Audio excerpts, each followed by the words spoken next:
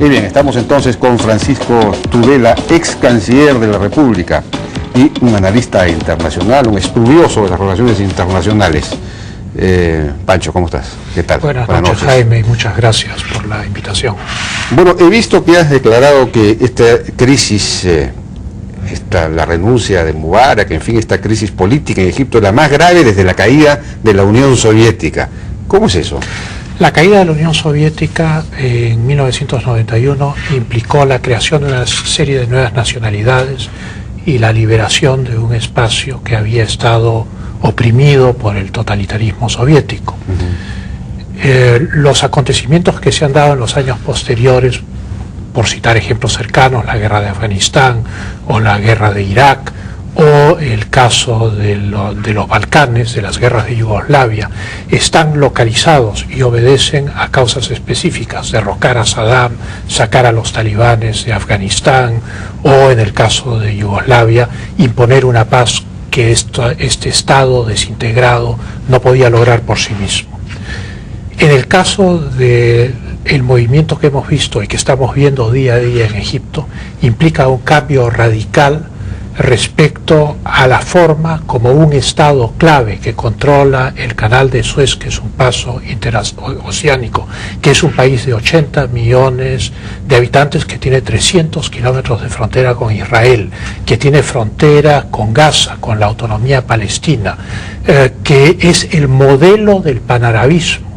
Esto es, la revolución de Nasser en el año 52 fue el modelo que Siria, Irak, todos estos estados siguieron.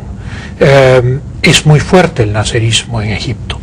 Y este estado, como todos estos estados de la Liga Árabe en ese entonces, eran anti-Israel, anti-Occidente y prosoviéticos, porque la Unión Soviética les suministraba los armamentos con los cuales se realizaron 4 guerras árabe-israelíes, cada una peor que la otra, escalando en intensidad y en volumen. En 1978, Sadat, el presidente de Egipto, y Menachem Begin, el primer ministro de Israel, acuerdan una paz con el presidente Carter, que se llaman los acuerdos de Camp David. Egipto, ¿qué obtiene de esto? Egipto recupera la península del Sinaí, que tiene un enorme valor estratégico, y era su territorio nacional perdido en 1967, la tercera guerra árabe-israelí. Pero para lograr esto, Egipto se cambia de bando. Esto es, abandona la cooperación militar con la Unión Soviética, deja el grupo soviético y renuncia a la Liga Árabe, o es expulsado de la Liga Árabe, y pasa a una cooperación militar con los Estados Unidos. A partir de este acontecimiento, nunca más hubo una guerra árabe-israelí en el Medio Oriente. Hoy, al producirse estos cambios, el futuro es incierto. No podemos predecir lo que va a pasar. Egipto va ahora hacia una democracia. Mubarak es la cabeza de un régimen que no ha estado 30 años en el poder, que ha estado 59 años en el poder, porque quien manda en Egipto es lo que ahora se llama el Consejo Supremo de las Fuerzas Armadas, y que desde 1952 hasta hace muy pocos años se llamaba el Consejo Revolucionario de las Fuerzas Armadas. Hay un orden de sucesión. Mubarak fue vicepresidente de Sadat, claro. Y Sadat fue vicepresidente de Nasser, y Nasser fue ministro de Interior de Naguib, quien fue el que dio el golpe de Estado contra la monarquía. El Consejo es el que elige al sucesor.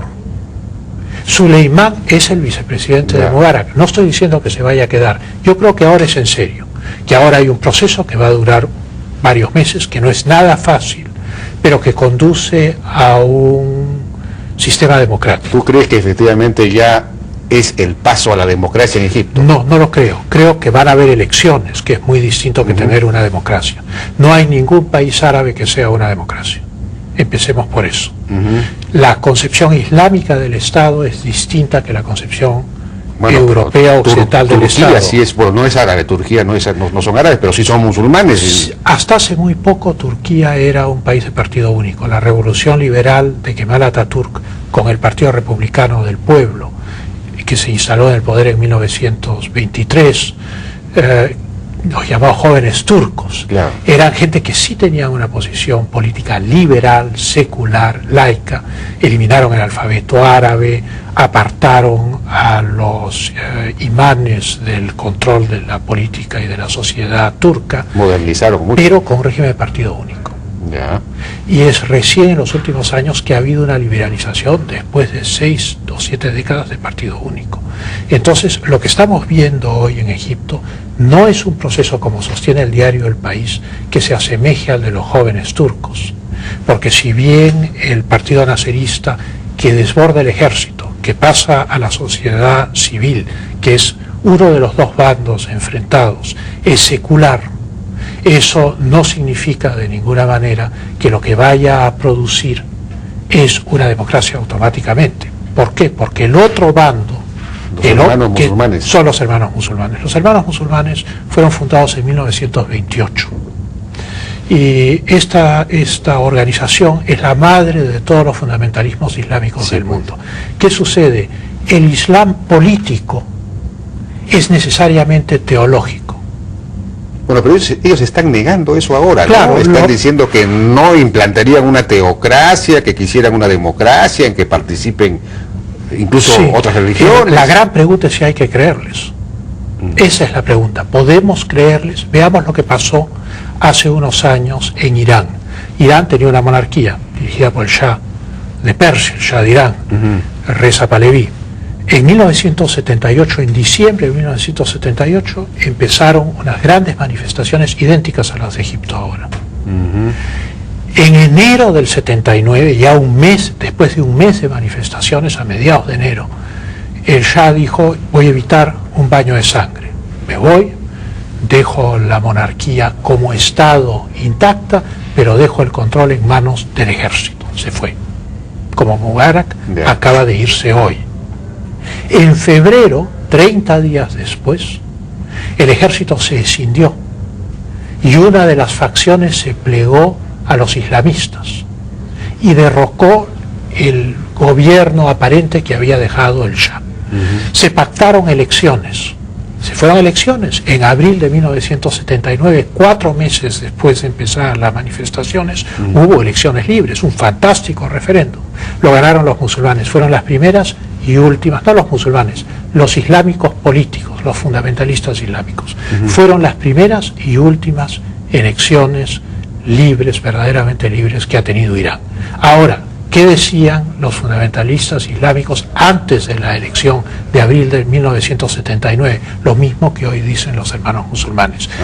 Es la única manera de que Egipto tenga una democracia, un futuro democrático, como ha dicho David Cameron, el primer ministro de Inglaterra, es en la medida en que no tenga un gobierno teocrático. Esto es, en la medida en que conserven su secularismo. Ahora, el partido nacerista, si conserva alguna fuerza, podría ser, digamos, el contrapeso suficiente a los hermanos musulmanes para que efectivamente se pase a una democracia Eso creo yo. Por eso es que es un proceso que hay que observarlo como un proceso ajeno a nuestro espacio cultural para poder entenderlo. Nosotros estamos pensando que Egipto es América Latina, que piensan igual que nosotros, que esto es como la marcha de los 4 suyos, o las marchas que tumbaron a De la Rúa, o las marchas que tumbaron a Mawad. No es el caso. Esto es misterioso. Para empezar, todos estos manifestantes no tienen líderes, no tienen doctrina confesada, lo que muestra que es un movimiento que viene de abajo, que no necesariamente es movilizado por la minoría pro-occidental de Egipto. O sea, los dos grandes bloques políticos son los hermanos musulmanes y los nacionalistas, que son muy importantes desde 1879, cuando nosotros estábamos en plena guerra del Pacífico. En Egipto, en 1879, tuvieron una revolución liberal, y ya para 1882 estos liberales nacionalistas seculares constituyeron un gabinete y introdujeron... ¿Eso es el origen del nacerismo? El origen remoto del nacerismo es el nacionalismo, que convivió con la monarquía. Lo que pasa es que al estallar la Primera Guerra Mundial en 1914, los ingleses, como era clave Egipto, como era clave el Canal de Suez, como era clave el puerto de Alejandría para el control del Mediterráneo, porque estaban en guerra con el Imperio Otomano, con lo que hoy es Turquía, que ocupaba todo lo demás. Entonces convirtieron en protectorado a Egipto. Egipto es un país que ha recibido muchas afrentas de Occidente. Y entonces predecir un futuro de tipo occidental en Egipto es un acto de gran audacia que yo no me atrevería a hacer. Lo que sí sé es que el nacionalismo es una fuerza integral de Egipto desde 1879. El general Naguib, que dio el golpe contra el rey Farouk, lo dio porque en 1942 el rey Farouk acordó con el gobierno inglés que no podría nombrar gabinete sin que el gobierno inglés autorizara a los ministros. Esa fue la razón del golpe de 1952, la razón profunda.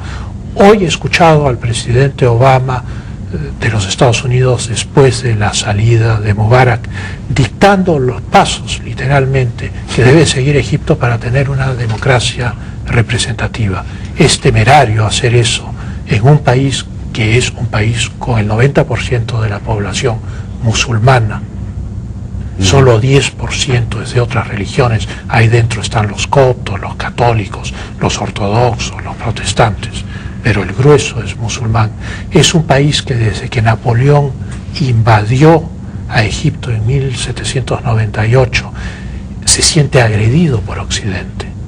Y entonces tal vez sea un proceso más complicado el de la democracia egipcia de lo que podríamos imaginar en América Latina. Y además, entonces lo que esto podría significar también es un cambio total en la geopolítica, digamos. Claro, por eso ¿no? digo yo que es el cambio más importante desde la caída de la Unión Soviética. Supongamos, acá hay dos caminos, o una combinación. Ya el Baradei ha dicho que quiere hablar con los militares, lo que significa que quiere entenderse con los nasseristas para llegar a una fórmula. Eso lo ha dicho hoy después de la salida de Mubarak. Eso significa entonces que Baradei es el premio Nobel, ¿no? El premio Nobel. Eso significa que se están creando dos bandos, el secular y el islámico. No podemos saber quién va a ganar porque no somos dueños del futuro. Supongamos que gana el secular. Lo más probable es que tengan que hacerse algunas concesiones. Por ejemplo, hay muchos pedidos de la sociedad civil egipcia en contra de la cooperación con los Estados Unidos, en la medida en que es producto de un acto que fue visto como un acto de traición al mundo árabe, que fue al cambiarse de bando, que Egipto abandonó la Liga Árabe, a la cual regresó recién en 1989, y abandonar el esfuerzo militar de todos los países árabes con la Unión Soviética para pasarse a la cooperación militar americana. Entonces va a cuestionarse esa cooperación con los Estados Unidos. Eso no significa que va a descartarse si el gobierno es secular. Significa que la situación es manejable en los términos que son comprensibles para nosotros. Pero si hay un gobierno islámico en Egipto, el panorama va a ser muy diferente, porque esta efervescencia islámica, que ya la hemos visto en Argelia, el ejército argelino tuvo que dar un golpe en 1992 porque los fundamentalistas habían ganado la mayoría parlamentaria absoluta y ya tenían las municipalidades y nadie sabía lo que se venía. Entonces hay un fermento en el norte de África, hay un enorme fermento en el Medio Oriente. Por eso es que Arabia Saudita ha sido enormemente cautelosa y en vez de aplaudir estos cambios se ha dedicado más bien a advertir los peligros. El Estado de Israel también se ha dedicado a advertir los peligros. ¿Por qué? Porque evidentemente si hubiera un Estado fundamentalista, si los hermanos musulmanes estuvieran en el poder, sea por la vía democrática o cualquier otra, el hecho es que impugnarían los acuerdos de 1979. Esto no es una deducción, lo han dicho, está impreso en los diarios el día de hoy. Lo han dicho por televisión, yo lo he visto en CNN. De la misma manera, si impugnan esos acuerdos, significa que el apoyo a los palestinos en estas autonomías que comparten el espacio del Estado israelí sería irrestricto. Ahora Hamas es hijo de los hermanos musulmanes, más correcto, o menos, ¿no? Entonces Hamas y Hezbollah recibirían un enorme apoyo, además porque Gaza está en la frontera con Egipto, o sea, digamos, es una continuidad, y Israel tiene 300 kilómetros de frontera o sea que podría volver a haber guerra incluso. Esa es la hipótesis. La hipótesis es que de todas maneras entraríamos a una especie de guerra fría en el Medio Oriente. ¿Qué pasa después? Depende de la prudencia de las partes, pero que habría una gran tensión en el Medio Oriente no cabe duda. Que habría un contagio del proceso al norte de África tampoco es descartable, más bien es probable. Y luego hay un hecho sin precedentes. Las 4 guerras árabe-israelíes, la última de las cuales fue en 1973, se desenvolvieron con una Europa netamente europea. Hoy, con posterioridad a todos esos conflictos, ha habido un flujo de inmigración islámica, musulmana, a Europa. Hoy hay 80 millones de musulmanes dentro, 80 millones, más que la población de Alemania. Bueno, en Francia 80 millones, es el 10%, creo. 80 millones de musulmanes dentro de la Unión Europea. Si hay un enorme fermento islámico, ese fermento islámico va a alcanzar Europa, es inevitable. Y entonces toda la política del norte de África, del Medio Oriente y de la Europa mediterránea, básicamente, va a ser sacudida por este fenómeno. Israel va a tener que gastar 3 veces más en defensa, lo que significa una movilización de los Estados Unidos. Entonces entramos a un proceso que Dios no quiera, o sea, ojalá nos libremos de este proceso, pero la manera de librarnos de este proceso, digamos, entre las 2 opciones que se abren, es que la democracia sea secular.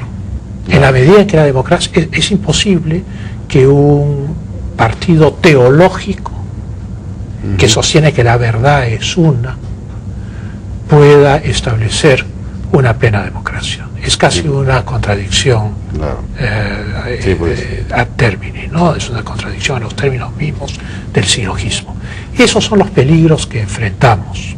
El proceso, entonces, es un proceso muy complicado, es un proceso realizado por una cultura distinta a la nuestra, arabista, fuertemente arabista, muy desconfiada de Occidente por su propia experiencia histórica. La experiencia histórica de Egipto ha sido muy mala con Occidente, la invasión napoleónica, el control férreo de los ingleses con los otomanos. ¿El control de los ingleses fue hasta cuándo? Fue informal desde 1805 hasta 1914, y de 1914 hasta los años 20 fue un protectorado inglés. Y en la parte en que no fue protectorado, de 1805 de Mohamed Ali hasta el establecimiento del protectorado del año 14, se les fue forzando a los egipcios a hacer concesiones inaceptables. Por ejemplo, se le obligó al gobierno de Egipto, que tenía una participación importante en la compañía del Canal de Suez, se le obligó al gobierno de Egipto a entregar sus acciones al gobierno británico. Se les pusieron auditores al gobierno de Egipto, auditores franceses y británicos. Luego los británicos convirtieron a Egipto en un protectorado, dado que tenía un lugar geopolítico clave que hoy también lo tiene, que sigue teniéndolo. De acuerdo. Y finalmente, cuando en 1956 el coronel Nasser nacionaliza el Canal de Suez, Inglaterra y Francia lanzan una gigantesca operación militar, toman Port Said, toman Alejandría, atacan a Egipto conjuntamente con el Estado de Israel, que solo se moviliza hasta 40 kilómetros dentro del Sinaí, y esto genera una enorme reacción de la Unión Soviética y los Estados Unidos, que le hacen entender por primera vez a Francia que ya no son potencias mundiales y que ellos mandan y que se vayan de Egipto. Gran humillación para los ingleses y los franceses, pero un golpe fuerte a Egipto en la medida en que es atacado cuando toma una medida política. Bueno, esto le viene pasando a Egipto desde el siglo XVIII. Sí, pues. Entonces, si los Estados Unidos han pensado en algún momento, si el presidente Obama ha pensado en algún momento que bastaba con deshacerse de Mubarak, que ya había cumplido su rol como aliado y se había cogido del tobillo de los Estados Unidos, entonces Obama sacudía la pierna para que se caiga al mar, y luego adular a los manifestantes, si cree que eso es suficiente para modificar esta tradición de desconfianza hacia Occidente, de nacionalismo intenso y de arabismo, entonces están siendo ingenuos, como lo fueron en el caso de Irán. En el caso de Irán, el gobierno del presidente Carter aplaudió el proceso de la caída del Shah y el proceso democrático. Terminaron con el Ayatollah Khomeini, sí, que llamó a los Estados Unidos el Gran Satán. Ese fue el premio. Francisco Tudela, brillante como siempre. Muchas gracias. Muchas gracias, Jaime. En la hora N hemos entendido con mucha claridad entonces las implicancias posibles, por supuesto, del retiro, de la renuncia de Hosni Mubarak. Vamos a una pausa y regresamos ahora con dos jóvenes aspirantes al Congreso. José Pareja, candidato por Fuerza 2011, y Augusto Rey por Fuerza Social, jóvenes de 25 a 26 años que se lanzan a la arena política. Regresamos.